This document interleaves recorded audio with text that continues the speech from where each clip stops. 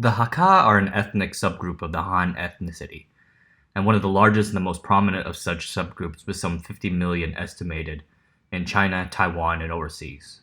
They have had a fascinating and rich history over the centuries that mirrors the history of the overall Han people. Here we're going to go and look at some of the cultural aspects and history of the Hakka people. Before I get started, let us first speak of names. Hakka is a Cantonese pronunciation of Kejia, a Mandarin which basically goes as and literally means guest house. And that's not a compliment. In the old days, calling someone a Hakka used to be like calling someone in medieval Europe a gypsy, or someone during the Great Depression an Okie, a pejorative name that other people made up. So, so what do they actually like to call themselves? On the whole, they don't really have a special name, though some seem to prefer Tingzhou people, which Tingzhou is the name of a city that all Hakka may have gone through in their history. Today, the phrase has lost some of its punch and has entered broad usage, even amongst the people themselves. So, for the sake of simplicity, and for the sake of not just driving myself crazy, I'm going to stick to using the word Hakka. So let us start with the relations of what Hakka are to the Han people. And you might already be wondering this. Are they some sort of, like, when I say ethnic subgroup, what does that mean? Are they Han or are they not Han? Is there some genetic difference or racial difference or look difference? The answer is that they are basically Han. They look the same as any of the 1.3 billion Han in the world. They are racially Han. They're not considered a national minority like the Tibetans, Uyghurs, the Zhuang are in China. But among members of the same ethnicity, especially one as big as the Han ethnicity, there are sub-ethnic divides. And the Hakka are the largest and most prominent of these Han sub-ethnic divides.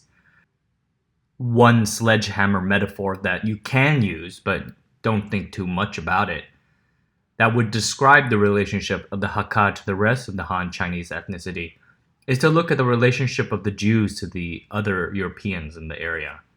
Like the Jews, the Hakka are a migratory group of people who are scattered across the land. There is a common language and a set of traditions shared amongst their people, which signifies that they are a part of the tribe. Unlike the Jews, though, the Hakka stereotype is to be bitterly poor, so this doesn't really hold up to deep scrutiny. So don't take it much further than what it is.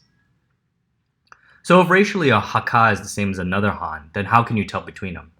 You generally cannot. Asking a Han Chinese if they are a Hakka is basically considered rude.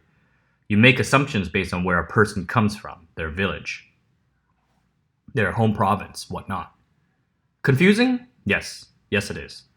Part of the reason for this confusion is rooted in the different ways people in China differentiate between each other, which is on a basis of clan or home village, province, rather than race or ethnicity as it so often is in the United States.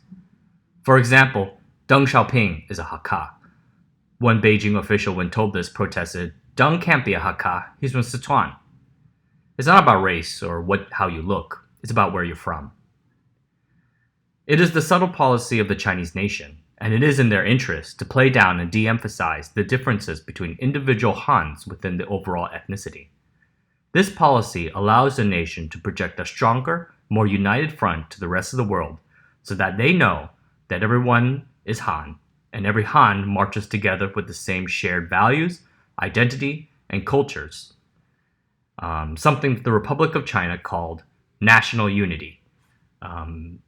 That's the Chinese word for it. 民族团结. I probably butchered that. So emphasizing the Hakka identity is actually a violation of Chinese nation principles, and it has been ever since before the communist state was even founded. To China, Hakka are Han, and that is it, period. There are legitimate reasons for taking this line. We're going to talk a little bit more about the Punti Hakka clan wars below later for more detail.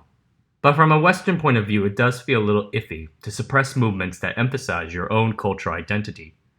I personally find the history and the shared culture of the Hakka fascinating, which is why I'm making this video. So let us go through a super brief history of the Hakka. Genetic studies have pinned down their origin to the Chinese north. At that time, there had been, just like the population of any other Chinese village, pretty ordinary farmers. But 4 massive migrations shaped their identity and scattered them far and wide. The first happened in the 10th century during the Jurchen attacks between the Tang and the Song dynasties, forcing them to settle in modern-day Qingzhou in the Fujian province. And you can see here, this is a trace of people who speak Hakka, and you can see how much they've migrated and how much their main trunk has kind of split into many different parts of China. Going back to kind of their migrations, the second big migration happened during the turmoil of the transition between the Han-led Song dynasty to the Mongol-led Yuan dynasty.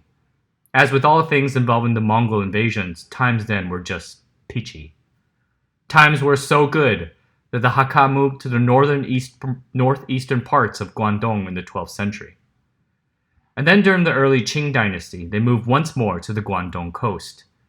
The Chinese authorities then had depopulated, quote-unquote, a 25-kilometer swath of land along the coast, so to prevent piracy and smuggling. Such activities had been funding insurgencies against the Qing, and so they basically wiped them out. This land became empty, so the authorities moved in extremely poor people from overpopulated areas. And if there is one cultural aspect about the Hakkas that define them, it is the fact that traditionally they have been extremely poor and definitely needed that land. This massive migration, number 3 if you're keeping track, would eventually spark animosities and clan wars between the newly arrived Hakka and the Cantonese-speaking Puntis, which were a minority tribe in the area in nearby areas. What ended up happening was lots of arguing and prejudice, stuff like claiming that Cantonese was the superior language, or that the Hakkas were a wild, backward tribe. The classics, so to say. Such clan wars and prejudices would continue for several centuries and claim over 1 million lives until the Republican era, when Sun Yat-sen promoted Mandarin over both their dialects and cultures. The fourth massive migration comes as a result of one of the most devastating civil wars in human history, the Taiping Civil War between the Taiping Heavenly Kingdom, Taiping Tianguo, and the Qing dynasty. An estimated 10 to 20 million people would die in this 14-year civil war. The founder of the Taiping Kingdom, and became his king, Hong Shuquan, had been a Hakka. Hakka made up the majority of his nation and armies, and they occupied some of the Qing dynasty's most prosperous tea-growing areas.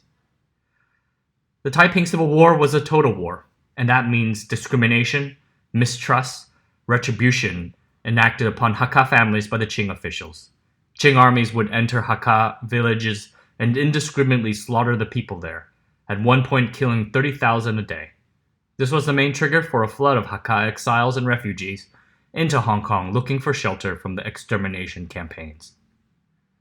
The militant past and history of Hakka would play a large role in the rise of the Communist Party. The famous Long March went from Hakka village to Hakka village, and many of the Communist old guards were themselves Hakka. The most famous and prominent Hakka old guard was Ye Jianying, and he was one of the 10 marshals of the People's Liberation Army. Yet at the same time, Hakkas at one point made half of the Chinese Politburo Standing Committee, the most powerful body in communist China. They basically dominated the old guard of the first generation of the Communist Party. Some lesser-known Hakka communists include Zhu De, who was founder of the People's Liberation Army, and of course, Deng Xiaoping himself. His Meixian Hakka heritage was confirmed to journalist Harrison Salisbury by Yang Shankung, former PRC president. I probably butchered that name too. Across the strait, Hakka make up almost a third of the Taiwanese population, referring to the population that had already been on Taiwan before Chiang Kai-shek fled there at the end of the Chinese Civil War, the population we would call Ben Shanren. There were 3 big Han migrations from 1661 to 1900s, which populated the island with the Han. The Hakkas came during the 3rd migration in 1788, traveling from Guangdong to settle in the cities of Miaoli, Hsinchu, and Taoyuan. They continued to be prominent there in those areas in Taiwan. Taiwan Presidents Li Donghui and Tsai Ing-wen both have Hakka heritage. I had the inspiration for this article based on my readings of the Taiping Civil War, which I will write up in a future post, and a visit to the Hakka Cultural Center in Taipei, and as well as a recent dinner at a Hakka restaurant. So I think I should spend a few slides and some minutes to talk a little bit about Hakka cuisine and their culture. I think the heart of their culture is their language. The best way to tell if someone is a Hakka is to listen to their language. Hakka speak a unique dialect that does not sound like ordinary Mandarin that is spoke throughout the rest of China. This dialect, also called Hakka, is intelligible to all Hakkas across all of China, but is not all that well understood by those outside the tribe. It is like how Yiddish is for the Jews. It is their universal language. Along with their unique dialect, the Hakka culture is at the heart of what differentiates them from the rest of the Han ethnicity. Hakka culture developed in stressful, arduous conditions where the people wandered without a home. They are a thrifty folk, and they're well known for it. That's basically their reputation. And their cuisine reflects that. We lacked money and did not have a fresh meal for every dinner. Therefore, we would buy salted fish or soak the fresh fish and fresh vegetables, which would last enough for 3 days. Hakka people are very thrifty. We plant vegetables for self-use and sell in the market. Any surplus would be again exchanged for money or to lay a meal for the family. And this is from an interview about Hakka culture and the traits of Hakka culture. And I think I have a few photos of Hakka cuisine. It's very simple. It's generally understood to be something that's easy to prepare with simple ingredients. This is one of their famous foods, the tofu. Hakka cuisine is defined by lots of portions, big portions for not a lot of money, a lot of meat, and a lot of protein. The foods would also be often very salty because a lot of preservation is emphasized when it comes to Hakka cuisine. You want the food to last long because you never know when your next meal is going to come. The Hakka had been especially noted during the pre-Republican years for their hardworking women. Many Han Chinese in historic China bound the feet of their women as a status symbol, but not the Hakka. I also really like their clothing. Traditional Hakka robes are characterized with this pretty but practical blue. I expect that is made to perform well while out in the fields. A friend of mine, who is Han but not of the Hakka clan, took a photo of herself wearing them. Looks great, but I felt the need to call out cultural appropriation. But then I wondered, is not racial? It's just it's a cultural tribe thing. It's respectful too. And then my brain broke.